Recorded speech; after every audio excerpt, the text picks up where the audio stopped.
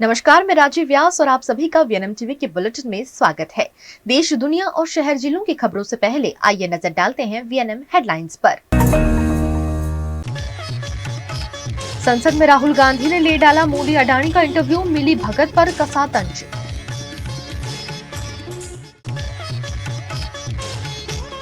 गुजरात में जंत्री के खिलाफ सड़कों पर उतरे बिल्डर, अलग अलग शहरों में प्रदर्शन। वडोदरा के वृंदावन सर्कल पर वीएमसी का डिमोलिशन, 4 ट्रक सामान जब्त।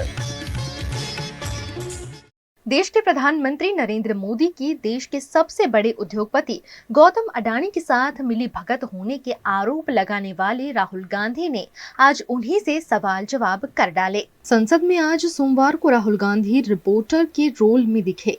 विपक्ष के 2 सांसदों ने प्रधानमंत्री नरेंद्र मोदी और गौतम अडानी का मुखौटा लगाया और राहुल से बातचीत की। राहुल ने मोदी अडानी के संबंध, अमित शाह की भूमिका और संसद न चलने पर करीब 8 सवाल किए।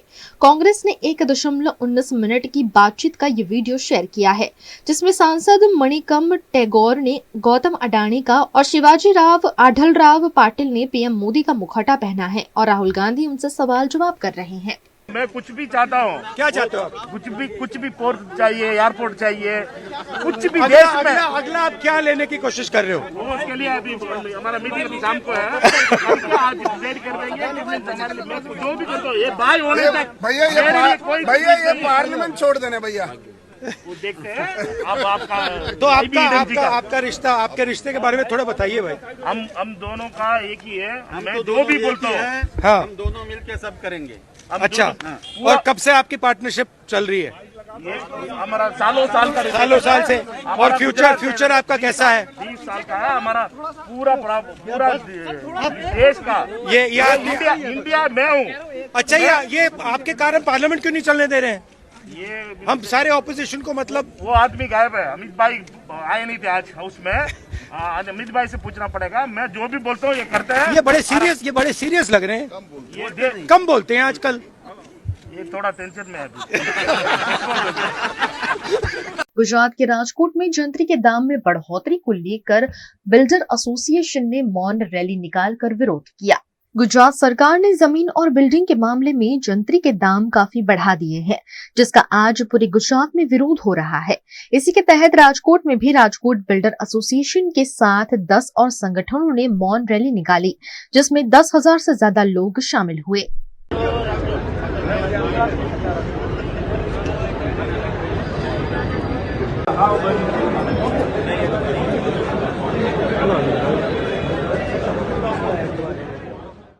બિલ્ડર એસોસિએશનની આજે મૌન જે રેલી કરવામાં આવે છે તેમાં અમારા અહીંયા એવું નથી કે રાજકોટ પૂરતું જ છે, આ સમગ્ર ગુજરાતમાં અમારા ક્રેડાઈના નેજા હેઠળ આ બધી જગ્યાએ અમે આજે મૌન की રેલીનું આયોજન કરેલું છે, જેની અંદર અમારા જંત્રીનો મેઇન પ્રશ્ન છે અને એ સિવાયના અમારા કમ્પ્લીશનના પ્રશ્ન છે, ફાયર એનઓસીના પ્રશ્ન છે, तो ये बाबत हमें आ रैली करवामा आवेली है। इन बिल्डरों का कहना है कि जंत्री के दाम बढ़ने से राजकोट में फ्लैट और मकान के साथ साथ दुकानें भी 20 से 40% महंगी हो जाएंगी, जिससे आम आदमी की जेब पर असर पड़ेगा और रियल एस्टेट सेक्टर को नुकसान पहुंचेगा। इस मामले राजकोट के जिला कलेक्टर को आवेदन देकर मामले में योग्य निर्णय लेने की मांग की गई है। जंत्री विसंगतता बाबते जे रजूआतो मळे छे એને ધ્યાને રાખી સરકારશ્રીએ ઓનલાઈન પોર્ટલમાં વાંદા સ્વીકારવાની પ્રક્રિયા ચાલુ કરી દીધી છે। અત્યાર સુધી રાજકોટમાં લગભગ 150 જેટલા વાંદાઓ આવ્યા છે અને એની ઊંડાણપૂર્વક તપાસ કરવામાં આવી રહી છે। લોકોની માંગને જોતા હવે ઓફલાઈન વાંદા સ્વીકારવાનું પણ ચાલુ કરી દેવામાં આવ્યું છે। તાલુકા મામલતદારશ્રીની કચેરી, ડેપ્યુટી કલેક્ટરશ્રીની કચેરી અને કલેક્ટર કચેરીમાં આ વાંદાઓ રજૂ કરી શકાય છે અને ઓનલાઈન પણ વ્યવસ્થા ચાલુ છે। એ દિશામાં કલેક્ટર લેવલની એક કમિટી બનાવવામાં આવેલી છે, જે આ બધા જે ફરિયાદો છે એનું અભ્યાસ કરી સરકારમાં પોતાની ભલામણ કરશે। નવા કમિશનર સાહેબની નિમણૂક થઈ ગઈ છે, જે ટૂંક સમયમાં ચાર્જ સંભાળશે અને મને ઉમ્મીદ છે કે એ પોઝિટિવલી આગળ આ દિશામાં કાર્યવાહી કરશે। गुजरात के वडोदरा में महानगर पालिका का मेगा डेमोलिशन आज वृंदावन इलाके में जारी रहा। वडोदरा में पिछले कई दिनों से जारी अतिक्रमण हटाने की कार्यवाही आज भी जारी रही। वडोदरा के पूर्व इलाके में वृंदावन 4 रास्ता से हाईवे की ओर बापोद तक सड़क के दोनों ओर अस्थायी अतिक्रमण कर दिए गए थे, जिसमें दुकानों के आगे अवैध रूप से बनाए गए शेड समेत के अतिक्रमण किए गए थे, जिसे अतिक्रमण विभाग की शाखा ने धाराशाही कर सड़क को खुला करवाया। इस कार्यवाही के दौरान 4 जितने ट्रक भरकर सामान जब्त कर लिया गया है। कार्यवाही के दौरान जगह जगह घर्षण भी देखा गया। पुलिस की मौजूदगी में इस पूरी कार्यवाही को अंजाम दिया गया।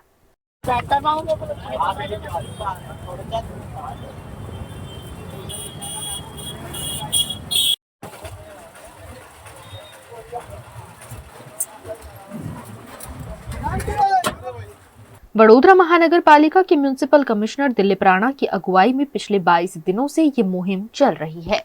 હંગામી દબાણો, કાચા શેડ વગેરે દૂર કરવાની કામગીરી હાલ ચાલુ છે। આ કામગીરીમાં કોમર્શિયલની ટીમ છે, ટીડીઓની ટીમ છે, બાપોદ પોલીસ સ્ટેશનના બંદોબસ્ત સાથે રાખીને કામગીરી હાલ ચાલુ છે। गुजरात के वडोदरा में नगर पालिका का चुनाव ईवीएम के बजाय बैलेट पेपर से कराए जाने की मांग की गई है। इलेक्ट्रॉनिक वोटिंग मशीन की विश्वसनीयता पर लगातार सवाल उठ रहे हैं। इसलिए गुजरात के वडोदरा शहर में आरटीआई विकास मंच द्वारा जिला कलेक्टर को एक आवेदन देकर वडोदरा में दिसंबर 2025 में आयोजित होने वाले चुनाव ईवीएम के बजाय बैलेट पेपर से कराए जाने की मांग की गई है। आगामी डिसेम्बर 2025 में योजानारी वडोदरा कोर्पोरेशननी चूंटणीनुं मतदान ईवीएमना बदले बेलेट पेपरथी करवामां आवे तेवी मांगणी करती लड़त अमारी टीम आरटीआई उपाड़ी छे अने तेना भागरूपे आज अमारी टीम आरटीआई कलेक्टर कचेरी आवीने ईवीएमना बदले बेलेट पेपरथी चूंटणी करवामां आवे तेवी मांगणी करतुं आवेदनपत्र सुप्रत कर्युं छे। આજે टीम आरटीआई द्वारा जे रीते ईवीएमનો દુરુપયોગ કરી અને જે ચૂંટણીને જીતવાની પ્રક્રિયા છે એની સામે અમે સખત શબ્દોમાં વિરોધ વ્યક્ત કર્યો છે અને અમારી માંગ છે કે ઈવીએમના બદલે તમે બેલેટ પેપરથી ચૂંટણી કરો। જો આપ એવું કહો છો કે આ ભારતીય જનતા પાર્ટી પ્રામાણિક નિષ્ઠાવાન નીડરની જો પાર્ટી હોય તો સ્વાભાવિક છે કે શાના માટે ડરે છે, એમનો ડર કયો છે કે જેને ઈવીએમના બદલે બેલેટ પેપરથી ચૂંટણી કરવામાં કેમ ગભરાય છે? કારણ કે સ્પષ્ટ છે કે ઈવીએમની અંદર ગોટાળા થાય છે, ગરબડી થાય છે એવી અનેક વાર વિપક્ષોએ પણ રજૂઆત કરી છે, તેમ છતાં પણ નથી જાગી। ત્યારે આજે અમે એક આવેદનપત્ર આપી અને એક વિરોધ વ્યક્ત કર્યો છે। एमजी सिलेक्ट ने इलेक्ट्रिक सीजर डोर्स के साथ एमजी साइबरस्टर का पहला लुक साझा किया है। जीएसडब्ल्यू एमजी मोटर इंडिया के नए लॉन्च किए गए luxury brand channel MG select ने आगामी एमजी साइबर रस्टर का पूर्व अवलोकन पेश किया, जो दुनिया की सबसे तेज एमजी रोडस्टर है, जिसमें भारत के पहले इलेक्ट्रिक सीजर डोर है। एमजी साइबरस्टर 1960 के दशक की क्लासिक एमजी बी रोडस्टर की दूरदर्शी पुनर्व्याख्या है, जिसे एक जमाने की इनोवेशन और तकनीक के साथ फिर से तैयार किया गया है। एक स्लीक और फ्यूचरिस्टिक डिजाइन के साथ जो लग्जरी और परफॉर्मेंस का प्रतीक है, यह कार बेजोड़ इंजीनियरिंग को क्लासिक की लुक प्रदान करती है।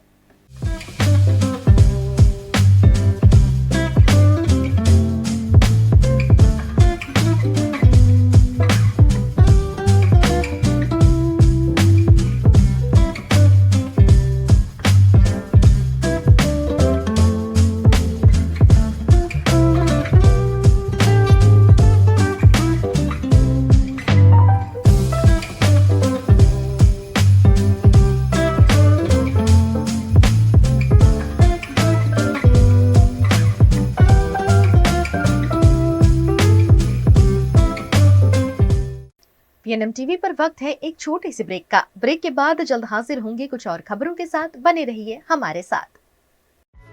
Himanshu sales corporation, your trusted destination for top quality consumer electronics since 1994।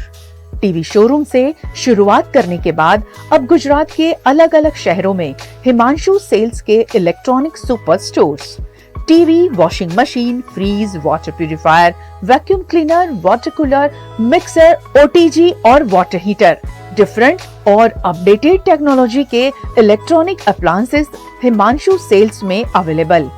इस दिवाली अपने घर को नए इलेक्ट्रॉनिक अप्लायंसेस से सजाने विजिट करें Himanshu sales corporation. Himanshu sales corporation, G2 silver plaza, Olpadra road, Vadodara, Gujarat.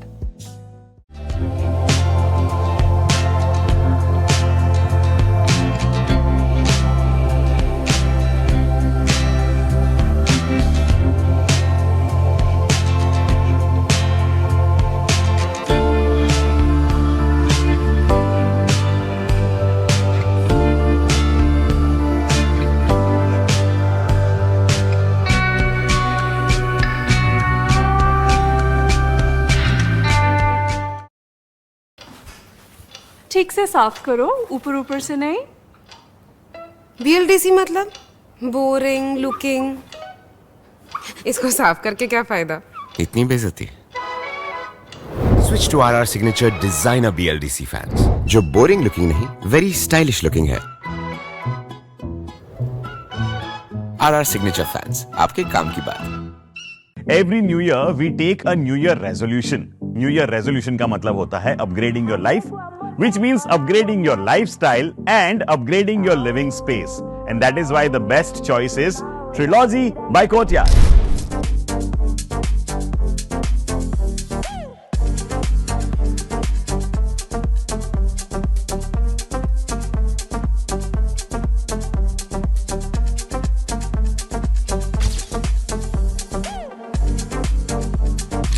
Trilogy by Courtyard. Finest architecture, world-class amenities, and a great space to live. Come check it out.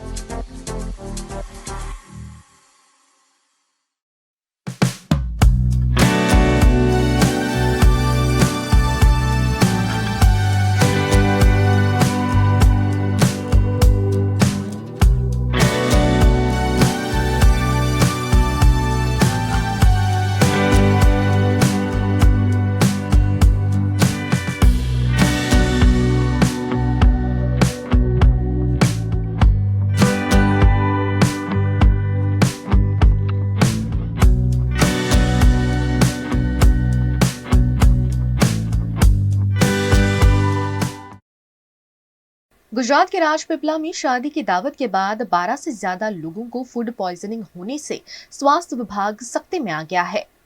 Rajpipla के टेकरा फलिया में एक शादी की दावत के बाद कई लोग अचानक बीमार पड़ गए। 12 से ज्यादा लोगों को फूड पॉइजनिंग का असर होने पर उन्हें राजपीपला के सिविल अस्पताल में भर्ती कराया गया, जहां कई लोगों की स्थिति गंभीर बताई गई। शादी में खाना खाने के बाद बच्चों और महिलाओं समेत कई लोगों को उल्टी दस्त होने से समूचा मामला उजागर हुआ।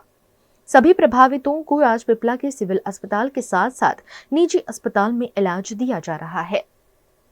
ટેકરા ફળે રાજપીપળામાં લગન હતું ત્યારે જમવા ગયા હતા, ત્યાર પછી આ બધા ખાસ બધાને આવું થયું। શું થયું છે? ઝારા ઉલટીને વામિટ થયું હતું। આશરે કેટલા જણ લેવું થયું છે? આશરે 40-50 જણ ખરા। પછી શું થયું?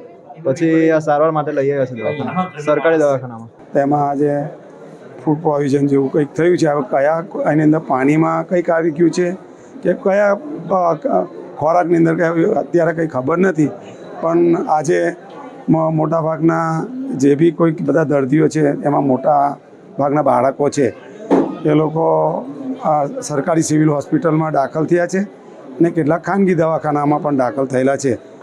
સંદીપભાઈ વસાવા ટેકરા ફળિયામાં એમને ઘરે લગ્ન હતી અને એમને લગભગ 3000થી વધુ માણસોને આમંત્રિત કર્યો હતો જમવા માટે, અને બપોરે 1 વાગે પછી એનું જમવાનું ચાલુ થયું હતું 1 વાગ્યાની આસપાસ, અને 5-6 વાગ્યાની આસપાસમાં અમને પેશન્ટનો સમાચાર મળ્યો કે પ્રાઇવેટ હોસ્પિટલ છે ગાંધી સાહેબનો, ત્યાં 8 પેશન્ટ ગયા। એટલે અમારી તાત્કાલિક મેસેજ મળતા અમારા THO સાહેબ જે અમારી બાજુમાં છે અને પાછળ અમારી મેડિકલ ટીમ, એટલે તાત્કાલિક બધાને બોલાવીને અને બધા વિસ્તારમાં અને પ્રાઇવેટ હોસ્પિટલમાં બધાને પેશન્ટોને અમે જેટલા બન્યા બધાને તાત્કાલિક સિવિલ હોસ્પિટલમાં દાખલ કર્યા। એટલે અત્યારે જે દાખલ સંખ્યા છે એ પ્રાઇવેટ અને સરકારી ભેગા થઈને 39 છે। એમાંથી 11 પેશન્ટ છે જે ઝાડા, ફક્ત ઝાડા છે, 9 પેશન્ટ એવા છે જેને ખાલી ઉલટી છે, 19 પેશન્ટ એવા છે જેને ડાયરિયા અને વોમિટિંગ બધું છે। અને જે દૂષિત ખોરાક આપણે જે ફૂડ પોઈઝનિંગ કહીએ એમાં ખાધા પછી 4 કલાકથી 24 કલાક સુધીમાં જે પેશન્ટોને ચેપ લાગીને અને લક્ષણ આવી શકે, તો અત્યારે અમે અહીંયા અમારી ટીમ આખી રાત અહીંયા છે પ્રાઇવેટ હોસ્પિટલ અને લોકોને સંપર્ક કરીને જેને સારવાર માટે તાત્કાલિક ઊભા છે। गुजरात के वडोदरा के लेमन ट्री होटल में फ्रांस की लेसअप इंटरनेशनल कॉलेज का सेमिनार आयोजित किया गया।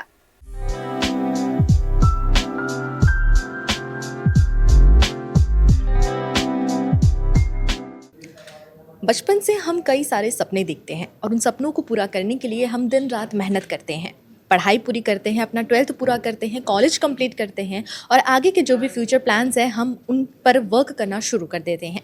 अब ऐसे कई सारे स्टूडेंट्स हैं जो अपनी इस पढ़ाई को, अपनी इस करियर को देश से बाहर जाकर कंप्लीट करना चाहते हैं, लेकिन उसके बीच में कभी कभी हर्डल्स आ जाती हैं, कई सारे एग्ज़ाम्स, कई सारे प्रोसेसेस। आप में टैलेंट है, आप में स्किल्स है, लेकिन फिर भी कहीं ना कहीं अगर आपको मात मिल जाए तो आपका वो सपना अधूरा रह जाता है। लेकिन इस सपने को अभी भी पंख मिल सकते हैं और ये एक मौका दे रहा है लिसप इंटरनेशनल कॉलेज, जो कि एक फ्रांस का कॉलेज है, जिसका सेमिनार वडोदरा में आयोजित किया गया और वहाँ पर क्या क्या कोर्सेज अवेलेबल हैं और साथ ही साथ नए कोर्सेज क्या लॉन्च होने वाले हैं इसके बारे में बताया गया। तो चलिए इस कॉलेज के बारे में और भी विस्तार से जानते हैं और आपको बताते हैं कि इस कॉलेज में ऐसा क्या खास है जो आपके सपनों को उड़ान दे सकता है।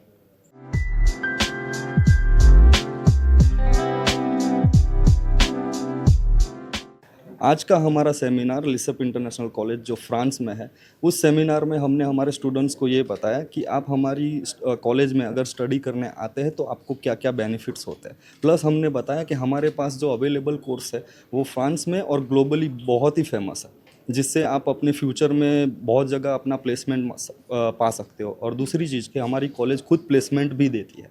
जो स्टूडेंट्स यहाँ पर जाता है तो स्टूडेंट्स को ये दिमाग में रहता है जॉब्स मिलेगा या नहीं, कैसे करेंगे, वहाँ पर रहने का क्या होगा, हम एयरपोर्ट उतरेंगे तो कहाँ जाएगा। तो ये सारी जो हमारा की पॉइंट्स है, जो हमारी कॉलेज प्रोवाइड करती है सर्विस, वो सारा हमने ये सेमिनार में बताया कि आप अगर वहाँ पर पहुँचते हो तो आपको एयरपोर्ट पर हमारा ही कोई फॉर्मर स्टूडेंट्स या जो भी स्टूडेंट्स है वो आपको लेने आ जाएगा। वहाँ से आपको जो भी आपका अकोमोडेशन दिया गया है वहाँ तक आपको सेफली छोड़ेगा, आपको सब कुछ समझाएगा। उसके बाद जब आप कॉलेज में आते हो, कॉलेज में हेल्प डेस्क है स्टूडेंट्स का, जो स्टूडेंट्स को हर तरीके से हेल्प करता है, मेंटली, फाइनेंशियली। अगर कोई भी स्टूडेंट्स को तकलीफ़ है, क्योंकि मैं खुद एक स्टूडेंट्स रह चुका हूँ, आज से 6 साल पहले मैं वहाँ पर स्टडी करने गया था, तो मुझे डिफ़िकल्टीज़ पता है कि स्टूडेंट्स को क्या क्या डिफ़िकल्टीज़ फेस करनी पड़ती है।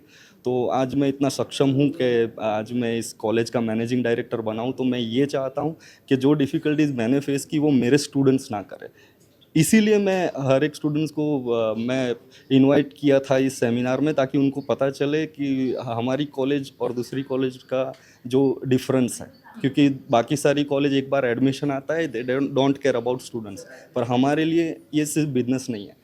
हमारे लिए हमारे जितने भी फॉर्मर स्टूडेंट्स हैं, हमारी बाइट्स आप लोग वेबसाइट पे भी देख सकते हो, वो रिव्यू में हम लोग अपलोड कर रहे हैं धीरे धीरे। वो सारे स्टूडेंट्स आज कहीं ना कहीं फ्रांस में कोई अच्छी जगह पर काम कर रहे हैं। इवन जो स्टूडेंट्स स्टडी भी कर रहे हैं उनको भी हम लोग जॉब प्लेसमेंट दिलवाते हैं कि यहाँ पर हमारा जॉब्स है। बिकॉज हमारे सर है लियोनल बदरास, उन्होंने मुझे ये अपॉर्चुनिटी दी कि आप मेरे बिजनेस को मैनेज करो और इंडिया में और एशिया में उसको आगे बढ़ाओ। तो मैं भी चाहता हूँ कि मेरे स्टूडेंट्स जो आ रहे हैं उसमें से मेरे 2 स्टूडेंट्स आज मेरे अंडर काम भी कर रहे हैं। हाँ, और हमारे स्टूडेंट्स, जो एक स्टूडेंट्स मेरे कांटेक्ट में ऐसी आई थी और जो पढ़ने में बहुत अच्छी थी, इंथुजियास्म थी, पर उसका फाइनेंशियल कंडीशन बहुत लो था। तो आज मैंने सेमिनार में सबको यही बताया कि जब मैंने ये चीज़ मेरे सर लियोनल बुद्रास से डिस्कस किया कि क्या हम ऐसे कुछ स्टूडेंट्स जो पढ़ने में बहुत अच्छे हैं पर फाइनेंशियली वो अब्रॉड नहीं आ सकते, तो हम उनसे किस तरह के, अगर आप चाहो तो मैं उनको 100% स्कॉलरशिप दे सकता हूँ।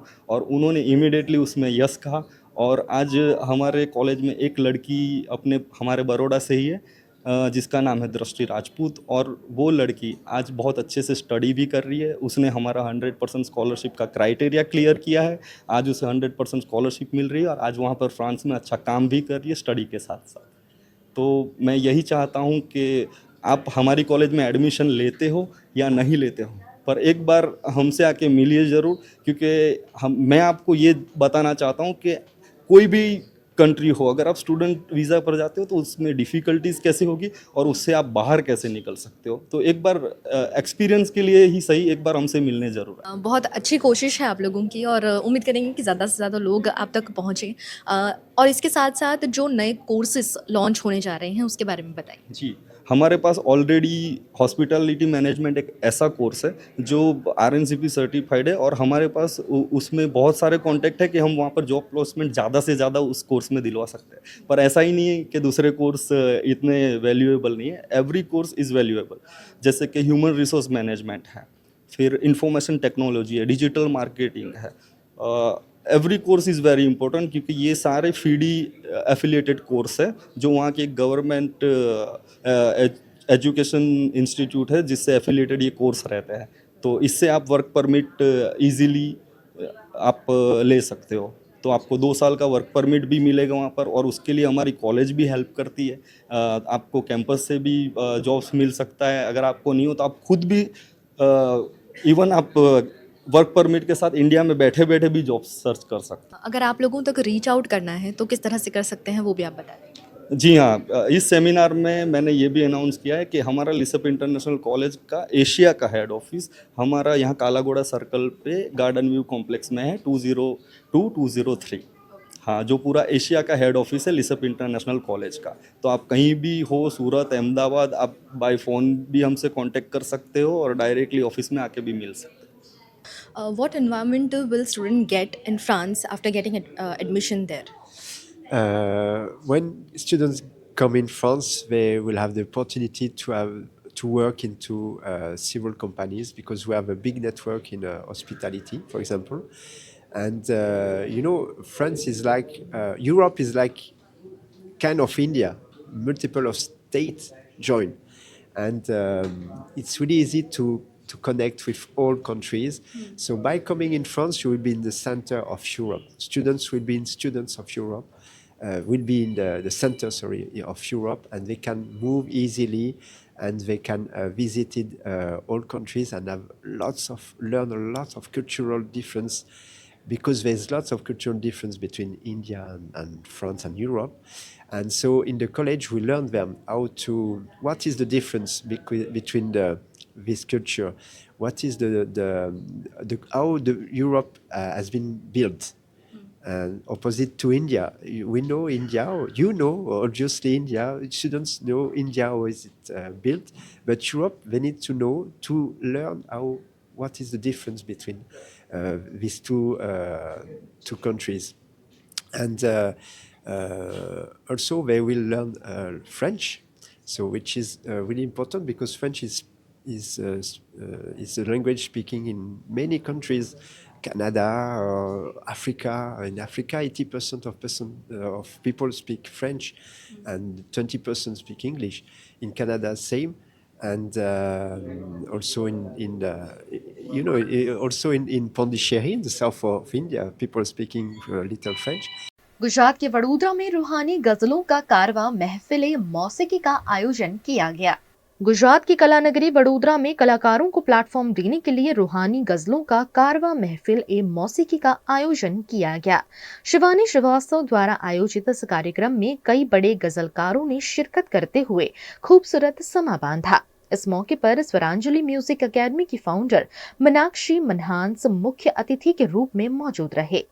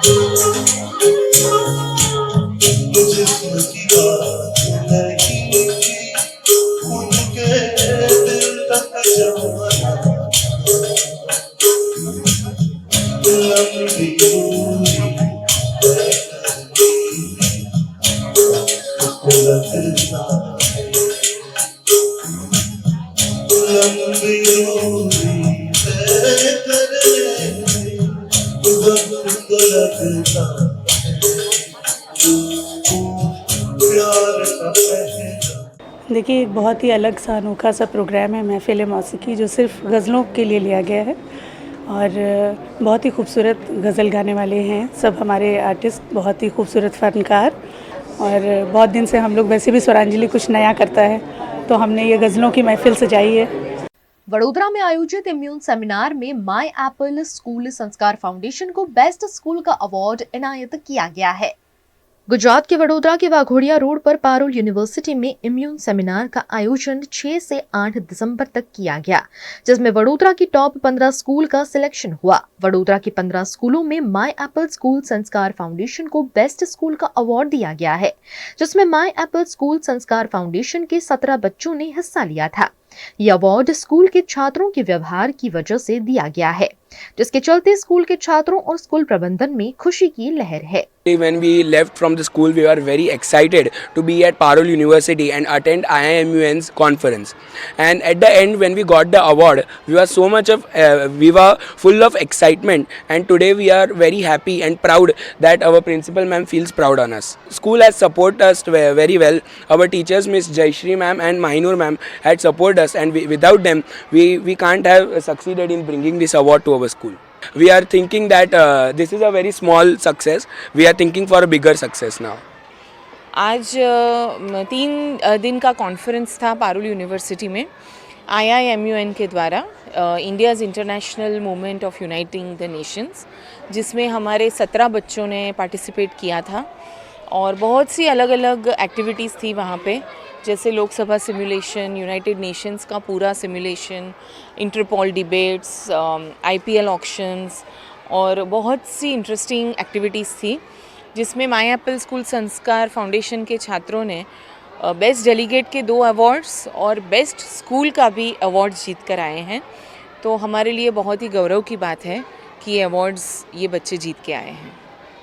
बेस्ट स्कूल का जो अवार्ड मिला, उसमें जो क्या उन्होंने देखा बेस्ट स्कूल का अवार्ड देने में, क्योंकि बहुत सी स्कूल्स थी वहाँ पे, पर एक इंटरेस्टिंग बात मैं शेयर करना चाहूँगी कि उन्होंने बच्चों की वाणी, वर्तणुक, बिहेवियर, उनका पार्टिसिपेशन, उनका एंथुजियाज़म, कंपटीशन की भावना ना रख के हमारी स्कूल के छात्रों ने पार्टिसिपेशन की भावना रखी।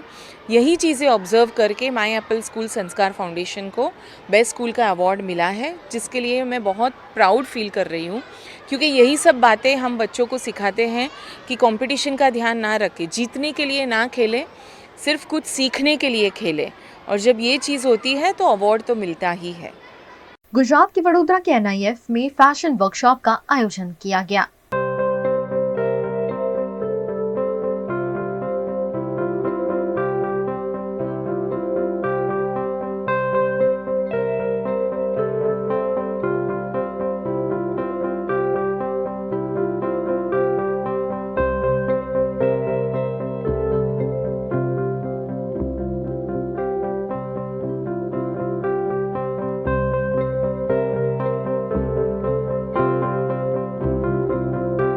बदलते युग के साथ में हम इंसानों की पसंद भी काफी ज्यादा बदल गई है। हमें हर चीज अब थोड़ी सी यूनिक चाहिए होती है। ऐसे ही फैशन इंडस्ट्री भी एक ऐसी इंडस्ट्री है जहां पर हम कई सारे चेंजेस देखते आए हैं, और अब भी हमारे पसंद के चलते, डिमांड के चलते फैशन इंडस्ट्री काफी ज्यादा इवॉल्व हुई है और नए नए गारमेंट्स, नए नए डिजाइन्स हमें फैशन इंडस्ट्री में देखने मिलते हैं। इसी के तहत वडोदरा के NIFT में एक वर्कशॉप आयोजित किया गया। इस वर्कशॉप में फैशन से जुड़े स्टूडेंट्स को फैशन से जुड़ी सभी बातों के बारे में बारीकियों से समझाया गया।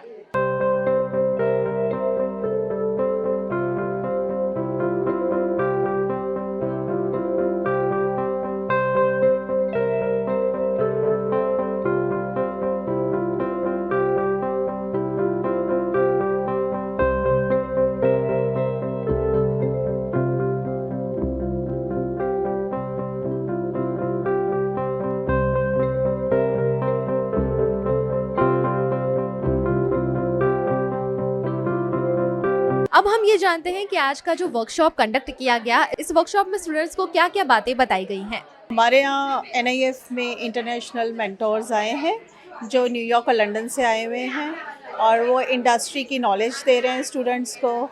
स्टाइलिंग बेस वर्कशॉप करवाया है उन लोगों ने। इसमें उन लोगों ने कलर फोरकास्ट, कलर ट्रेंड क्या चल रहा है, कैसे डिजिटल मार्केटिंग करना चाहिए, फैशन की इंडस्ट्रीज़ में बिज़नेस को आगे बढ़ाना है तो उसमें डिजिटल मार्केटिंग का क्या रोल प्ले है, और डिज़ाइनिंग की फील्ड में डिज़ाइन को लेकर AI कितना आजकल इम्पॉर्टेंट है, वो चीज़ उन्होंने स्टूडेंट्स को गाइड की है। उन्होंने स्टाइलिंग के डिफरेंट तरीके बताए हैं कि गारमेंट्स अगर आप रेडी करते हो तो स्टाइल उसको कैसे करना है, इंटरनेशनल मार्केट में किस टाइप से फ़ैशन स्टाइलिंग होता है, तो वो सब चीज़ों की उन्होंने स्टूडेंट्स को गाइडेंस दी है और स्टूडेंट्स बहुत खुश हैं। स्टूडेंट्स को बहुत अच्छा लग रहा है कि इंटरनेशनल मेंटोर्स हमें गाइड कर रहे हैं और हमें पढ़ा रहे हैं। स्टूडेंट्स के अंदर एक उत्साह है। इस वर्कशॉप में इंटरनेशनल मेंटोर्स ने यहाँ पर आकर जो स्टूडेंट्स को मार्गदर्शन दिया है उससे उन लोगों को काफ़ी ज़्यादा मदद आगे मिलेगी। और इन मेंटर्स से हम आज जुड़ते हैं और उनसे जानते हैं कि फ़ैशन इंडस्ट्री को लेकर उनका क्या कहना है और क्या मार्गदर्शन उन्होंने इन स्टूडेंट्स को दिए हैं। What are the key skills required for to become a successful fashion stylist? Definitely having a strong network, being a people person, being creative, being innovative, being able to use what you have in new and interesting ways, and just trying things. Go out, experiment, keep going. Don't, when things don't go wrong, don't let it put you off. Just keep going, keep going. Any tips you want to give to the upcoming generation who are going to become a great fashion designer? I think it's just all about skills. You've got to hone those skills in practice all the time. Find your personal style, find your niche, find what you do well. Think about what you have to offer to the professional community. According to you, the importance of AI in today's fashion industry? I mean, it's definitely a change that is coming. It's so important to be able to adapt and, to innovate with those trends. As AI is, and it's such a good thing for NIF that they are already, putting this into the classes and teaching, the students. So that's a huge point. You have to be innovative and adapt to it. Any tip you want to give to the upcoming generation about perspective of business for fashion industry? I would say to be curious, meet new people as travel, assist to events, as fashion is about networking, so it doesn't matter if it's business or style or whatever, grow your network. That's gonna be so helpful, so be curious about it. PNM TV पर वक्त है एक छोटे से break का। Break के बाद जल्द हाजिर होंगे कुछ और खबरों के साथ। बने रहिए हमारे साथ। वडोदरा's बिगेस्ट क्रिसमस कार्निवल 20 दिसंबर शुक्रवार को। फन, फूड और गेम्स का मजा, कई एक्टिविटीज, गेम्स के साथ साथ फेस्टिव शॉपिंग भी। बच्चों से लेकर बड़ों तक सभी के लिए यहाँ कुछ ना कुछ। बच्चों के लिए खास लकी ड्रॉ भी। रजिस्ट्रेशन के लिए स्कैन करें। एंट्री बिल्कुल फ्री और स्पॉट रजिस्ट्रेशन भी अवेलेबल। 20 दिसंबर शुक्रवार शाम 5 से रात 9 बजे तक, पारसी क्यारी ग्राउंड, सयाजीगंज, वडोदरा।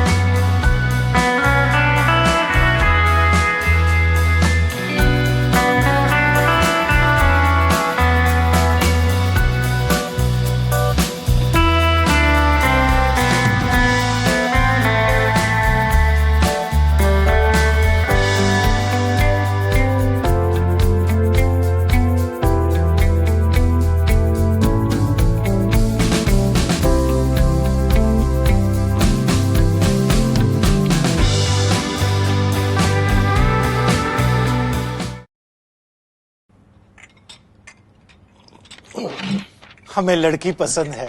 कुंडली भी मिलती है भैया। काफी हॉट है। कोने कोने में हवा नहीं पहुंच रही, Switch to RR Signature Broadway fans with curved plates जो हवा पहुंचाए कोने कोने में. Feeling like a wow. RR Signature fans, आपके काम की बात. Welcome to Courtyard Palladium. 3 BHK large size apartments જ્યાં તમને મળશે એક grand living room with an amazing view. સાથે એક comfortable dining area, a perfect kitchen for your perfect family. Now 3 bedrooms નો પહેલો bedroom with an amazing balcony view. સાથે the second bedroom which is very comfortable, very cozy and has ample of sunlight. And now for the third and the master bedroom of this house. This is so amazing. So grand and so beautiful. Best વાત આ apartments ની એ છે કે અહીંયા તમને મળે છે walk through balcony. So now I'll see you in the living room. Let's go. This is amazing, right? Courtyard Palladium, 3 BHK large apartments near Earth Infinity in Bhaili. Don't forget to visit.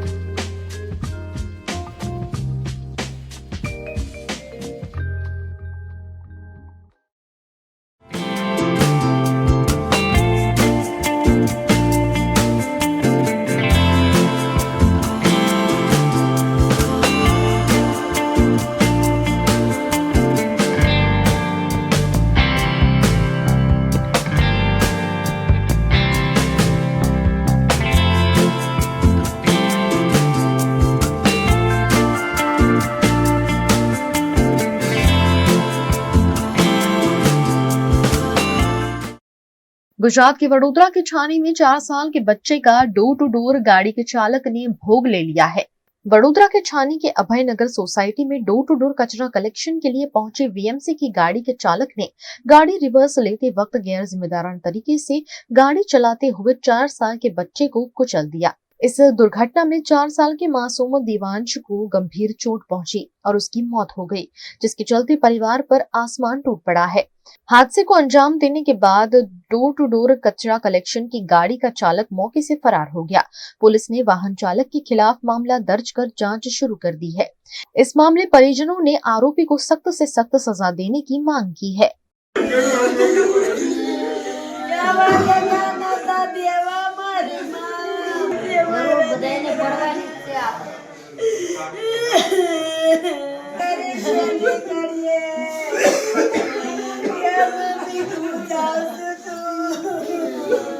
Gujarat के अहमदाबाद में Narendra Modi cricket stadium में BAPS द्वारा सुवर्ण महोत्सव का भव्य आयोजन किया गया। अहमदाबाद में BAPS द्वारा आयोजित सुवर्ण महोत्सव में गुजरात के साथ साथ देश विदेश के हजारों कार्यकर्ता शामिल हुए। पिछले 20 दिनों से स्वामीनारायण के संतों महंतों की अगुवाई में नरेंद्र मोदी क्रिकेट स्टेडियम में कार्यक्रम की तैयारी चल रही थी।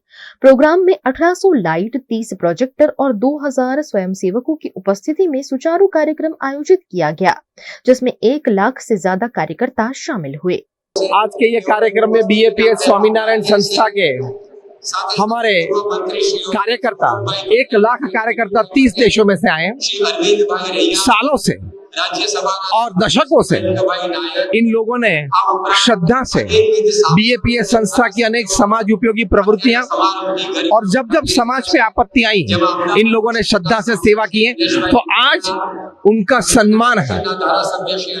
ये कार्यकर्ता के प्रति कृतज्ञता हम व्यक्त कर रहे हैं। ऐसा एक बड़ा समारोह यहाँ है। माइक्रो प्लानिंग के लिए जानी जाती BAPS संस्था के कार्यक्रम में केंद्रीय गृह मंत्री अमित शाह, गुजरात राज्य के मुख्यमंत्री भूपेंद्र पटेल, कैबिनेट मंत्री, पूर्व मंत्री इत्यादि भी शामिल हुए। देश के प्रधानमंत्री नरेंद्र मोदी ने भी कार्यक्रम में वीडियो संदेश भेजकर प्रमुख स्वामी के साथ बिताए हुए लम्हों को याद किया। हमारे को ये प्रेरणा मिलती है कि हमारे संप्रदाय में एक वॉलंटियर ने इतना काम किया है, और अगर 1 लाख मिलके समाज सेवा करेंगे तो ये समाज की जो कायाकल्प ही हो जाएगी।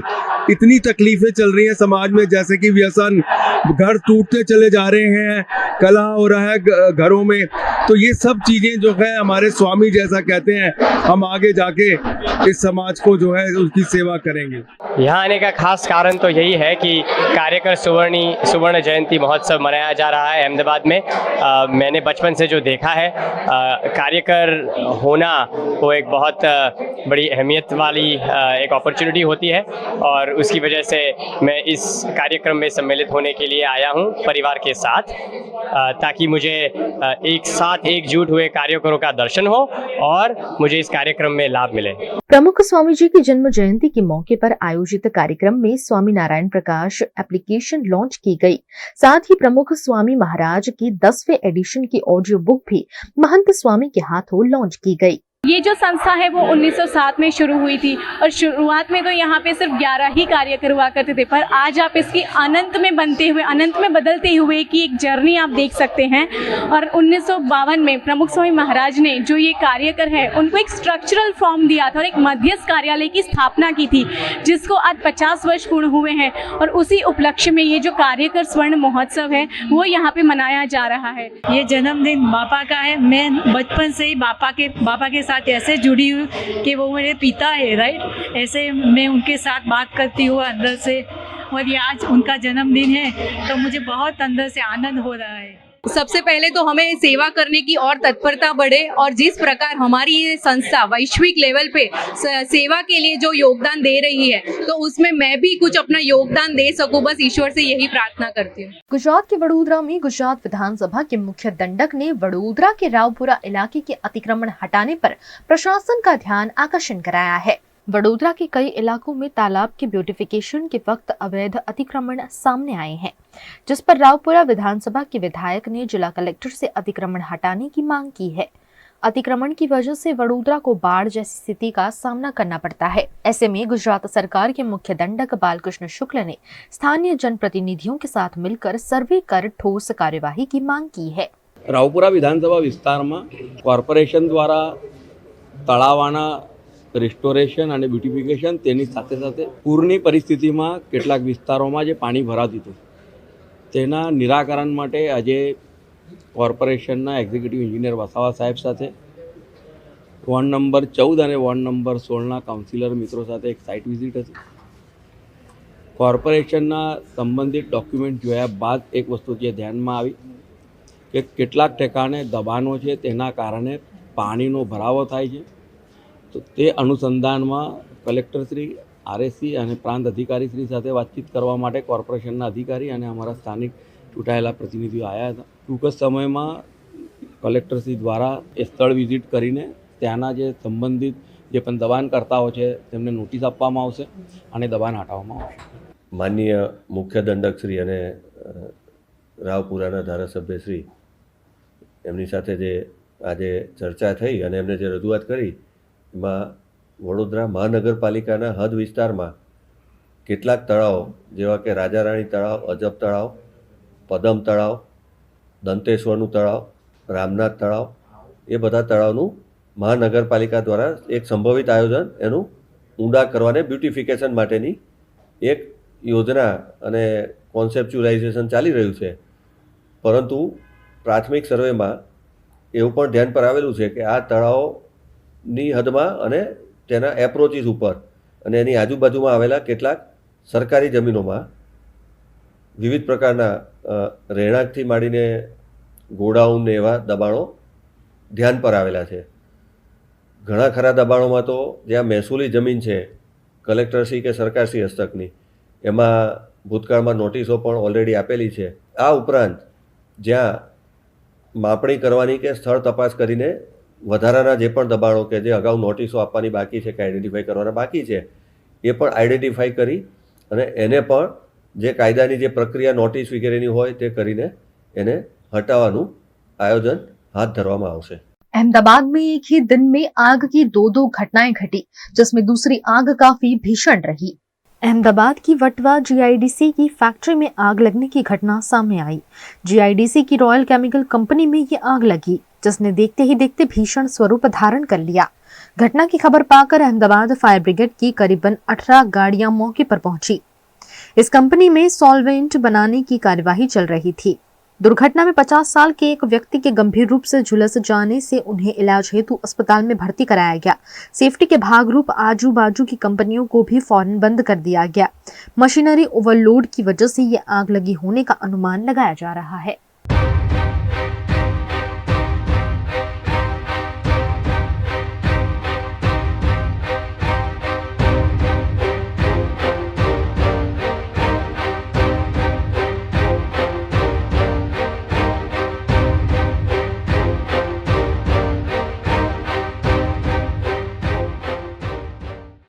गुजरात के भरूच में विधायक चैतर वसावा समेत के 13 लोगों के खिलाफ पुलिस केस दर्ज किया गया है। गुजरात के भरूच में विधायक चैतर वसावा ने 3 दिसंबर को बिना अनुमति के पदयात्रा का आयोजन किया था। राजपारडी से झगड़िया तक ये पदयात्रा आयोजित की गई थी, जिसकी प्रशासन द्वारा अनुमति नहीं दी गई थी। इस मामले राजपारडी पुलिस थाने के PIHB गोहिल की शिकायत के आधार पर आम आदमी पार्टी के विधायक चैतर वसावा समेत आप के 13 कार्यकर्ताओं के खिलाफ राजपारडी पुलिस थाने में मामला दर्ज किया गया है। અમે પોલીસ વિભાગને કહેવા માંગીએ છીએ એ પદયાત્રા માટે 30 નવેમ્બરના રોજ અમે કલેક્ટર અને એસપીને જાણ કરી હતી અને પ્રાંત અધિકારીને પણ અમે પરવાનગી માંગી હતી। કોઈ પણ જાતના ચૂંટણી કે જાહેરનામા ન હોવા છતાં પોલીસ અધિકારીઓના નકારાત્મક અભિપ્રાયોના લીધે અમને પરવાનગી આપવામાં ન આવી હતી। ત્યારે આ પદયાત્રા અમે ઝઘડિયાના વિસ્તારમાં ગેરકાયદેસર ચાલતી રેતીની લીઝો, સિલિકા પ્લાન્ટ, કોરી કરસોરો અને ભૂમાફિયાઓ વિરોધમાં અમારી હતી। સારા રોડ રસ્તા બનાવવાની માંગ, આ વિસ્તારમાં યુવાનોને રોજગારી આપવાની માંગ અને GMDCમાંથી દૂષિત પાણી જે નીકળે છે, જમીન સંપાદનો જે ગેરકાયદેસર થાય છે, એના વિરોધમાં અમારી પદયાત્રા હતી। આ પદયાત્રા દરમિયાન અમે કોઈ પણ ખાનગી, સરકારી કે કોઈ પણ વ્યક્તિને અમે હેરાન કે પરેશાન નથી કર્યા કે નથી અમે કોઈ જગ્યાએ ટ્રાફિકને અડચણરૂપ બન્યા।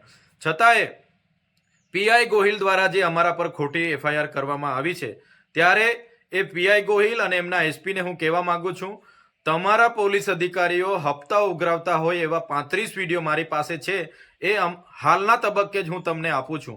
તમે એ લોકો પર કાર્યવાહી કરો અને તમે જે અમારા પર ખોટી FIR કરીને અમારો અવાજ દબાવવાની વાત કરી છે, આ અવાજ સંવિધાનનો અવાજ છે, આદિવાસીનો અવાજ છે, આ અવાજ ભરૂચની જનતાનો અવાજ છે। એ તમારા જેવા અધિકારીઓથી દબાવવાનો નથી। તમારી જેલો મોટી કરી દેજો। અમે ટૂંક સમયમાં તમારી જેલ ભરો આંદોલન કરવા માટે આવી રહ્યા છે। આજે પણ ત્યાં એક મહિલાને ટ્રકે કચડી નાખી છે, ત્યારે અઠવાડિયામાં 2 થી 3 યુવાનોને આવી રીતના કચડી નાખવામાં આવે છે। એની જવાબદારી કેમ પોલીસ અધિકારીઓ નથી લેતા? એની FIR કેમ નથી ફાડતા? ત્યારે અમે ભરૂચની જનતા સાથે છે। કોઈ પણ આવા ભૂમાફિયા હશે, ઓવરલોડ ટ્રકના માલિકો હશે કે જે પણ લોકો પોલીસ અધિકારીઓ હશે, અમે કોઈથી ડરવાવાળા નથી। આવનારા દિવસોમાં તમારી જેલો ભરવા માટે અમે આવી રહ્યા છે। જેલોની સંખ્યા અને સાઈઝ તમે વધાવી દેજો। गुजरात के वडोदरा में भारतीय विचार मंच द्वारा बांग्लादेश में हिंदुओं पर हो रहे अत्याचार पर विचार गोष्ठी का आयोजन किया गया। भारत के पड़ोसी देश बांग्लादेश में इन दिनों हिंदुओं पर काफी अत्याचार हो रहे हैं। हिंदू धर्म स्थान और हिंदू साधु संतों को भी निशाना बनाया जा रहा है, जिस पर वडोदरा में भारतीय विचार मंच द्वारा अकोटा की विम्स अस्पताल में विशेष विचार गोष्ठी आयोजित की गई, जिसमें MS यूनिवर्सिटी के पॉलिटिकल साइंस के प्रोफेसर अमित ढोलकिया ने बांग्लादेश में हिंदुओं की वेदना और अस्तित्व के लिए संघर्ष पर अपने विचार व्यक्त किए। प्रबुद्ध नागरिकों का संगठन भारतीय विचार मंच, उन्होंने आज बड़ौदा में एक विचार गोष्ठी का आयोजन किया था, जिसका विषय था बांग्लादेश में वहाँ पर जो हिंदू समाज है उसके ऊपर जो प्रताड़न, अन्याय हो रहा है, उसकी चर्चा आज हुई। हम जानते हैं कि पिछले 4-5 महीने से विशेष रूप से वहाँ के हिंदुओं के ऊपर एक सिस्टमेटिकली अटैक किया जा रहा है। टेम्पल्स पर भी अटैक किया जा रहा है। दुर्गा माता के पंडाल में भी दुर्गा माता की आइडोल्स को वेंडलाइज किया गया और कई हिंदू घर को भी जलाया गया और कुछ हिंदू इसमें मारे भी गए। तो भारत के लिए भी स्वाभाविक रूप से ये बहुत चिंता का विषय है कि हमारे पड़ोसी मुल्क में जो लगभग ત્યાં वहाँ पर 1.3 करोड़ जितने हिंदू बसते हैं, उनकी सुरक्षा, उनकी समानता, उनके न्याय के ऊपर एक बहुत बड़ा पड़कार अभी खड़ा हुआ है। तो हमने चर्चा किया है कि किस तरह से बांग्लादेश में 1947 से लेके आज तक हिंदुओं की जो उनका पॉपुलेशन है वो तीव्रता से कम हो रहा है। 28% 1947 में ईस्ट पाकिस्तान में हिंदू थे, वहाँ से आज लगभग 7.9% हो गए हैं। तो ये दिखा रहा है कि शायद बहुत व्यापक रूप से वहाँ पर धर्मांतरण के कारण ये हिंदू पॉपुलेशन कम हो रही है, और साथ साथ में हिंदुओं की जो प्रॉपर्टीज़ है, हिंदुओं की जो सांस्कृतिक पहचान है, उसके सामने भी बांग्लादेश में जो इस्लामिक फंडामेंटलिज्म और इस्लामिक फंडामेंटलिस्ट ग्रुप्स बहुत तीव्रता से आगे बढ़ रहे हैं, ये भारत की सुरक्षा के लिए भी एक चिंता का विषय बन गया है। भारतीय विचार मंच के अध्यक्ष डॉक्टर चंद्रहास रावल, प्रांत सह मंत्री शांतनु सुखदेवकर इत्यादि के प्रयासों से ये आयोजन किया गया। भारतीय विचार मंच ने आज वडोदरा केंद्र में एक कार्यक्रम का आयोजन किया था, जो हाल की जो परिस्थिति है बांग्लादेश में हिंदुओं की, उस विषय पर था। बांग्लादेश में हिंदुओं की वेदना और अस्तित्व का संघर्ष, इस विषय पर डॉक्टर अमित ढोलकिया, जो प्रोफेसर है पॉलिटिकल साइंस के, हेड भी है MS यूनिवर्सिटी में। भारतीय विचार मंच पिछले 32 वर्षों से इस प्रकार के कार्यक्रमों का आयोजन करता आ रहा है। प्रबुद्ध लोगों में समाज हित और देश हित के विषयों को लेकर के जाना, ये भारतीय विचार मंच का उद्देश्य है। आनो भद्रा कर्तव्यन्तु विश्वतः, इस उद्देश्य के साथ भारतीय विचार मंच साल में ऐसे 10 से 12 हर केंद्र में, गुजरात में 22 केंद्र है विचार मंच के, और ऐसे आगे बढ़ रहे हैं। और हम लोग समाज के अंदर जो प्रबुद्ध लोग हैं उन तक इस विषयों को लेकर के उनको सेंसिटाइज करना, ये हमारा उद्देश्य है। 66वें विश्व दिव्यांग दिवस के उपलक्ष्य में यूनाइटेड वे ऑफ बड़ौदा के सहयोग से मेडिकल चेकअप कैंप आयोजित किया गया। 66वें विश्व दिव्यांग दिवस वडोदरा में पिछले कई दिनों से मनाया जा रहा है, जिसके तहत विभिन्न आयोजन किए जा रहे हैं। इनके उपलक्ष्य में दिव्यांगों के लिए आधार कार्ड, आयुष्मान कार्ड, वय वंदना आयुष्मान कार्ड और मेडिकल चेकअप कैंप का आयोजन मुखध्वनि ट्रस्ट शैक्षिक संकुल में किया गया, जिसमें बड़ी संख्या में दिव्यांगों ने उपस्थित रहकर कैंप का लाभ लिया।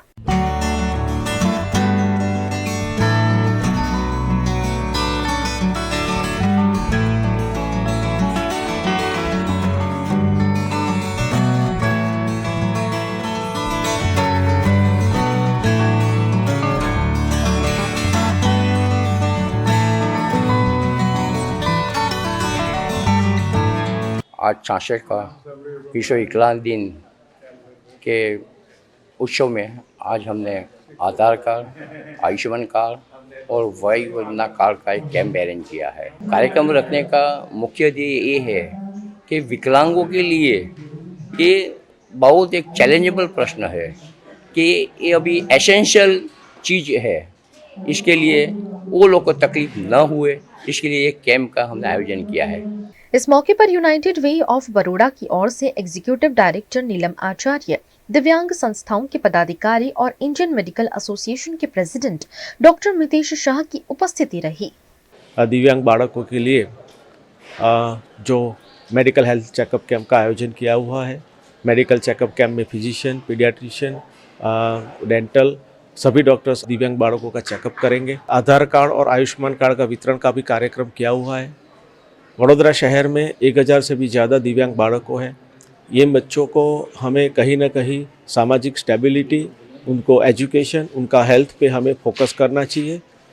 इंडियन मेडिकल एसोसिएशन इस साल 51 बच्चों को एडॉप्ट किया हुआ है और आगे भी ये काम करता रहेगा। यूनाइटेड वे के आज प्रतिनिधि, एबल एज फाउंडेशन के प्रतिनिधि रिकेश भाई, डॉक्टर कल्पित भाई, सब साथ मिलके आज ये जो कार्यक्रम का आयोजन किया हुआ है, खूब सुंदर आयोजन है। गुजरात के राजकोट में महानगर पालिका के नए कमिश्नर के रूप में तुषार सुमेरा ने अपना चार्ज संभाल लिया है। राजकोट महानगर पालिका को नए म्यूनिसिपल कमिश्नर मिले हैं। नए म्यूनिसिपल कमिश्नर के रूप में तुषार सुमेरा को चार्ज दिया गया है। तुषार सुमेरा ने आज महानगर पालिका कार्यालय पहुंचकर राजकोट महानगर पालिका के नए म्यूनिसिपल कमिश्नर के रूप में अपना कार्यभार संभाल लिया है। इससे पहले तुषार सुमेरा भरूच कलेक्टर के रूप में अपना पदभार संभाल रहे थे। चार्ज संभालते ही उन्होंने राजकोट के विकास को तवज्जो देने की बात कही है। आज रोज हमें રાજકોટ મ્યુનિસિપલ કમિશનર તરીકે મેં ચાર્જ ગ્રહણ કર્યો છે। રાજકોટ શહેરમાં હું મોટો થયો છું, મારું જાણીતું શહેર છે। કમિશનર તરીકે અમારો એવો પ્રયત્ન રહેશે કે અહીંયાની જનતાના નાના મોટા પ્રશ્નોને સારી રીતે સોલ્વ કરી શકીએ. વી વર્ક ઓન બેઝિક એમ્યુનિટીઝ, સારી રીતે કામ થઈ શકે અને અહીંયા અમારા એફર્ટથી જેટલું સારામાં સારું સંકલન સાથે સારામાં સારું કામ થઈ શકે એ માટે અમે પ્રયત્નશીલ પણ રહીશું. આટલું સ્પેસિફિક તો રહીમભાઈ ના વિચારેલું હોય, બટ એટલું ખરું કે આજે હું સર્કિટ હાઉસથી અહીંયા આવ્યો તો થોડા મીટરમાં જ મારી સ્કૂલ આવી જ્યાં હું ભણેલો છું. અમે અહીંયાથી અમારા ગામને જતા તો બસમાં જતા તો કોર્પોરેશનની ઓફિસ થઈને નીકળતા. I feel nostalgic and I feel lucky કે મને એક એવો કોઈ પણ વ્યક્તિ માટે આઈએએસ બનવું એ ડ્રીમ હોઈ શકે અને આઈએએસ બન્યા પછી જે ભૂમિ પર તમે ભણ્યા છો, જે ભૂમિ ઉપર મોટા થયા છો, ત્યાં કમિશનર તરીકે કામ કરવા મળે. I think it is blessing of God and luck only. Every seat is a hot seat. Every seat has a challenge of its own. Our job is such, IAS as such, the job is such. Any seat we sit on has so many challenges and so many opportunities to work on. We'll see. Actually, I have just joined, but as I told you, मैं आपने जैसे शुरुआत में every issues I commit myself. हमें પૂરો અમારાથી જે 100% effort થતો હશે, હું કમિશનર તરીકે મારો જેટલો 100% એફર્ટ થતો હશે, આઈ guarantee my efforts and efforts is the only thing I can guarantee. Gujarat की सूरत में मेट्रो की कार्यवाही के चलते व्यापारी और दुकानदार परेशान हो गए हैं. गुजरात के सूरत में पिछले कई वक्त से मेट्रो प्रोजेक्ट की कार्यवाही चल रही है. इसी सड़क पर बड़ी संख्या में दुकानें भी हैं. मेट्रो की कार्यवाही के चलते यहाँ के व्यापारियों के व्यापार पर असर पड़ा है. स्थानीय लोग और व्यापारी मेट्रो की कार्यवाही से परेशान हो रहे हैं. अक्सर मेट्रो की कार्यवाही के दौरान कुछ न कुछ सामान गिरने से व्यापारियों को नुकसान भी हो रहा है. ऐसे में व्यापारियों ने मेट्रो प्रोजेक्ट पर आपत्ति जताई है. आ रोड पर 122 दुकान आई है અને બધા દુકાનદારો અત્યારે બહુ ક્રિટિકલ કન્ડિશનમાં જીવી રહ્યા છે. બધાને બહુ તકલીફ છે. ધંધો વેપાર રહ્યો નથી. કારણ કે यहाँ कोई पण माणस आवे, ग्राहको आवे, એને પાર્કિંગ ગાડી મૂકવાની સૌથી મોટી સમસ્યા. ગાડી મૂકી જ નથી શકતા. ગાડી મૂકે નહીં તો ગ્રાહક આવે જ કેમ? અમારે ત્યાં કોઈ પણ કસ્ટમર આવે એટલે ગાડીની સૌથી મોટો પ્રોબ્લેમ. આ રોડને ફૂટપાથથી ઊંચો કરી દેવામાં આવ્યો છે. ફૂટપાથથી ઊંચો કરવાથી જે પણ વાહન આવે છે સીધો દુકાનમાં ભરાઈ જાય છે. આજે સવારમાં પણ વહેલી સવારે પણ અકસ્માત થયું છે, જેમાં 3 થી 4 દુકાનના શટલો તોડી નાખ્યા છે, ઉપરના બોર્ડ તોડી નાખ્યા છે. આ છેલ્લા 1 મહિનામાં 6 થી 7 દુકાનોના બોર્ડ તૂટી ગયા છે. 3-4 અકસ્માત તો એવા થયા છે કે જેમાં લોકોને અમારે મસ્કતીમાં સારવાર માટે લઈ જવા પડ્યા છે. અમે રિપીટેડ વારંવાર રજૂઆત કરીએ છીએ. કમિશનર સાહેબને રજૂઆત કરી છે, અમે કલેક્ટર સાહેબને રજૂઆત કરી છે, ધારાસભ્યોને રજૂઆત કરી, ગાંધીનગર સુધી રજૂઆત કરી, પણ કોઈ બાજુ કોઈ સુનાવણી નથી. જે વખતે એ લોકોને અમારી જરૂર હતી તો આ રસ્તો બંધ કરવા માટે રસ્તો બંધ કર્યો. અમારે કોન્ફિડન્સમાં લીધા, અમારી સાથે વાતચીત કરીને અમારે કમ્પન્સેશન ચાલુ કર્યું. गुजरात के छोटा उदेपुर के बोडेली के अली खेरवा में 15 करोड़ की लागत से तैयार होने वाली जिला शिक्षण प्रशिक्षण भवन का भूमि पूजन किया गया. छोटा उदेपुर जिला 10 साल पहले 2014 में वडोदरा जिला से अलग हुआ है, लेकिन तब से छोटा उदेपुर जिला का शिक्षा और प्रशिक्षण केंद्र वडोदरा के साथ संलग्न था, जिसे अलग करने के लिए केंद्र सरकार द्वारा 15 करोड़ रुपए मंजूर किए गए हैं, जिसके तहत बोडेली के अली खेरवा में छोटा उदेपुर सांसद जशु राठवा के हाथों जिला शिक्षा और प्रशिक्षण केंद्र का भूमि पूजन किया गया है. इस भवन में laboratory room, staff room, seminar room, handicapped room, class room, conference room, library room, computer room, canteen staff room, visual craft room, visual arts display room, training hall, dining room, visiting room, warden room जैसी सुविधाएं बनाई जाएंगी. आदरणीय नरेंद्रभाई मोदी साहेबे आ देशમાં નવી શિક્ષા નીતિ જ્યારે અપનાવવાનો મંત્ર મૂક્યો ત્યારે એની અંદર શિક્ષકોને તાલીમ અને વિદ્યાર્થીઓને હિતમાં રાખી અને જે તે કાર્યક્રમો એ જિલ્લા લેવલે ઘડાય, એની રૂપરેખા તૈયાર થાય, એના માટે જિલ્લા શિક્ષણ તાલીમ ભવનોની રચના કરવાનો જે નેમ મૂકેલી એના ભાગરૂપે રાજ્યની ભૂપેન્દ્રભાઈ પટેલની સરકારે રાજ્યમાં આ બીજા નંબરનું શિક્ષણ અને તાલીમ ભવન છોટાઉદેપુર જિલ્લા ખાતે આપ્યું અને એનું આજે અમારા લોકપ્રિય સાંસદ આદરણીય જસુભાઈ રાઠવા સાહેબના હાથે આજે આ ખાતમુહૂર્ત થયું છે. છોટાઉદેપુર જિલ્લામાં આવનારા દિવસોમાં આ નવીન ભવન જિલ્લા શિક્ષણ તાલીમ ભવન જે તૈયાર થવાનું એનાથી છોટાઉદેપુર જિલ્લાની શિક્ષણની ક્ષમતાઓમાં ખૂબ વધારો થવાનો, બાળકો વિશિષ્ટ પ્રકારનું એને તાલીમ મળવાની. उत्तर प्रदेश के गोंडा में पुलिस की साइबर कवच मुहिम में अंतर्राज्यीय अपराधियों को पकड़ने में सफलता मिली है. गोंडा जिले की साइबर थाना पुलिस ने साइबर फ्रॉड की बढ़ती घटनाओं पर शिकंजा करने के लिए ऑपरेशन साइबर कवच शुरू किया है, जिसके तहत 2 साइबर अपराधियों को गिरफ्तार किया गया है. उनके पास से 2 मोबाइल फोन, 1600 रुपए नकद और एक मोटरसाइकिल भी बरामद की गई है. ये लोग खुद को ठेकेदार बताकर व्यापारियों से सौदा तय कर ठगी को अंजाम देते थे, जिसका पुलिस ने पर्दाफाश किया है. आज दिनांक 7/12/2024 को जनपद गोंडा में ऑपरेशन साइबर कवच के अंतर्गत साइबर थाना द्वारा 2 साइबर अपराधियों को गिरफ्तार किया गया है. ये साइबर अपराधी किसी भी एजेंसी मालिक से बात करते थे और उनसे एक निश्चित तय राशि में कुछ सामान खरीदने की बात करते थे. फिर उस सामान को खरीदने के लिए कहते थे बाद में पैसे का पेमेंट हम पहले कर देंगे. कुछ दिन बाद जिस दिन बैंक बंद रहता था या उसके एक दिन पहले इनके द्वारा एक कूटरचित मैसेज उस एजेंसी मालिक को भेज दिया जाता था और उसके साथ किसी ग्राहक सेवा केंद्र का QR कोड भेज दिया जाता था. कहा जाता था कि मेरे द्वारा तयशुदा राशि से कुछ पैसे ज्यादा भेज दिए गए हैं, आप जो पैसे मैंने ज्यादा भेजे हैं इस QR कोड पे वापस कर दीजिए. इनकी बात पे वो विश्वास करके एजेंसी मालिक वो ज्यादा पैसे वापस कर देता था. जब बैंक खुलता था वो अपने बैंक जाके चेक करता था तो पता चलता था कि उसके बैंक में कुछ पैसा ही नहीं आया है. मध्य प्रदेश के मंदसौर में रात के अंधेरे में किसान ट्रैक्टर समेत कुएं में गिर गया, जिसमें किसान की मौत हो गई. मंदसौर जिले के मल्हारगढ़ के डिडवास गांव में खेत पर जुताई कर रहा किसान ट्रैक्टर समेत कुएं में जा गिरा. घटना की जानकारी ग्रामीणों ने नाहरगढ़ पुलिस को दी. पुलिस ने मौके पर पहुंचकर रेस्क्यू ऑपरेशन शुरू किया. मशक्कत के बाद देर रात क्रेन मशीन से किसान के ट्रैक्टर को खींचकर बाहर निकाल लिया गया, लेकिन किसान को बचाया नहीं जा सका.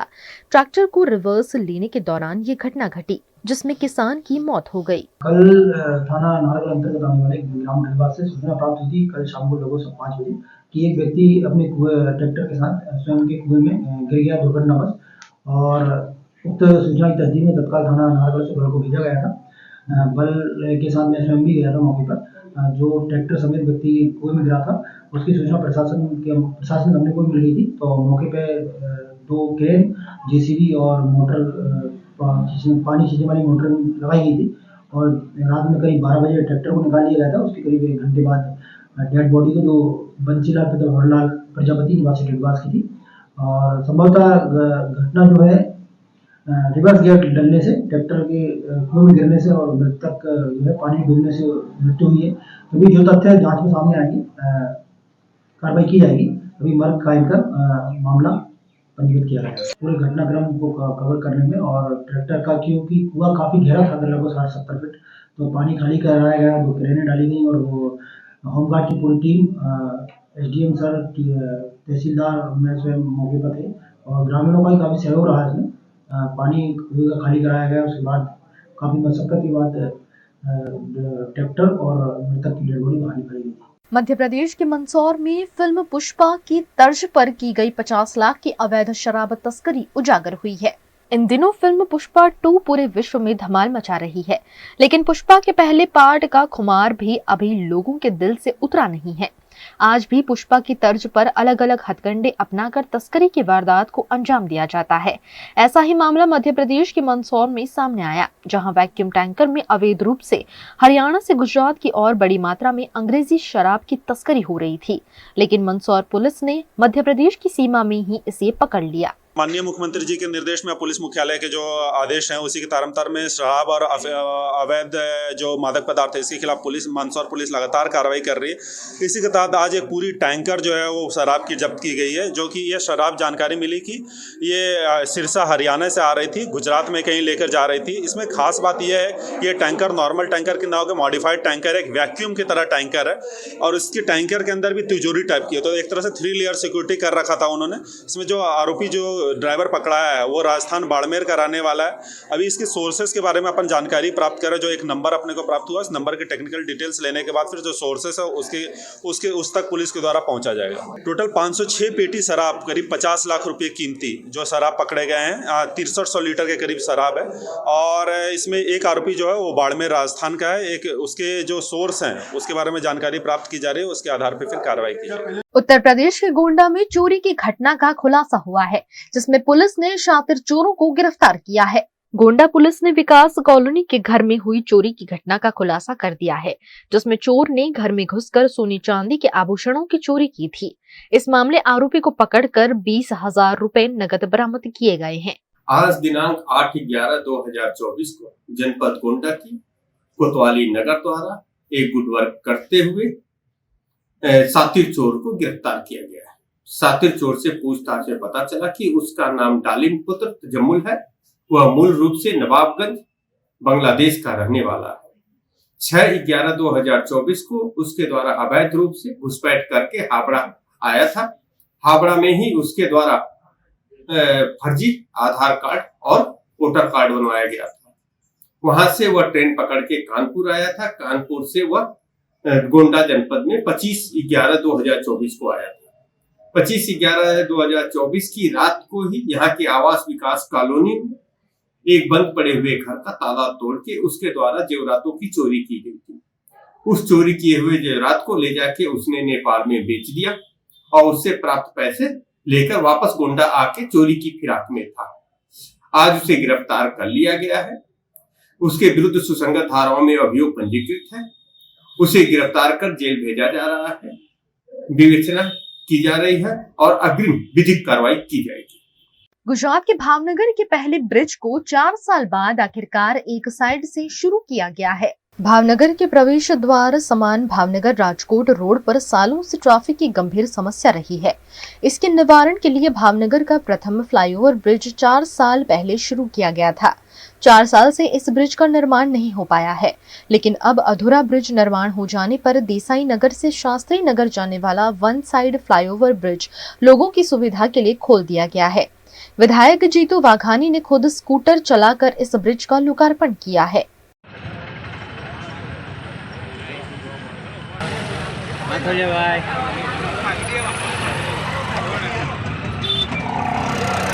इस मौके पर भावनगर मेयर भरत बारड़, विधायक Jitu Vaghani, Sejal Pandya, deputy mayor Mona Parekh, standing committee chairman Raju Ribadiya समेत के अग्रणियों की उपस्थिति रही। भावनगर में ट्राफिकनी समस्या એ ખૂબ મોટા પાયે એક આવતો આપણો રસ્તો છે, એ હલ થાય એના માટેનો ભારતીય જનતા પાર્ટીનો સરકારનો કોર્પોરેશનનો આ પ્રયાસ છે ને કોર્પોરેશને સ્પેશિયલ ગ્રાન્ટ એ યોગાનુયોગ પ્રતિનિધિ તરીકે પશ્ચિમ વિસ્તારના લોકોએ મને ચૂંટીને મોકલ્યો અને મુખ્યમંત્રી શ્રી વિજયભાઈ હતા ત્યારે રાજ્ય સરકારે સીધી 115 કરોડ રૂપિયાની ગ્રાન્ટ એ ભાવનગરને ફાળવીને એમના કારણે આજે આ પુલ એ નવનિર્મિત આપણે જોઈ રહ્યા છીએ। હજી એક ભાગ એનો બાકી રહેવાનો છે, પણ અમે અધિકારીઓને સૂચના આપી છે। ચોક્કસ ટેકનિકલ બાબતો હોય ને એમાં થોડું ડિલે પણ થયું છે, કોરોનાનું કારણ પણ એમાં વચ્ચે હતું, પણ કારણો પણ શોધીને ભવિષ્યમાં એ ન બને એમના માટે પણ કમિશનરશ્રીને મેં સૂચના આપી છે। પણ કુલ મળીને પહેલો ફ્લાયઓવર ભાવનગરની જનતા માટે આજે વન વે ખુલ્લો મૂક્યો છે અને 1 મે પહેલા એટલે કે ગુજરાત સ્થાપના દિવસ પહેલા આમ તો 31 માર્ચ ડેડલાઇન આપી છે, પણ 1 મહિનો વધારે ગણીએ તો પણ અમારા પ્રયાસ છે કે બંને સાઈડો એ 1 મે ગુજરાત સ્થાપના દિવસ પહેલા ખુલી જાય અને લોકોને ટ્રાફિકની સમસ્યામાં હળવાશ મળે। वीएनएम टीवी की खबरें अब आप यूट्यूब, फेसबुक, इंस्टाग्राम के अलावा OTT प्लेटफॉर्म पर भी लाइव देख सकते हैं। डेली हंट, जियो टीवी, वोडाफोन टीवी और जियो फाइबर पर 498 नंबर के चैनल पर भी 24 घंटे वीएनएम टीवी आपके लिए उपलब्ध है। देखते रहिए वीएनएम टीवी। नमस्कार।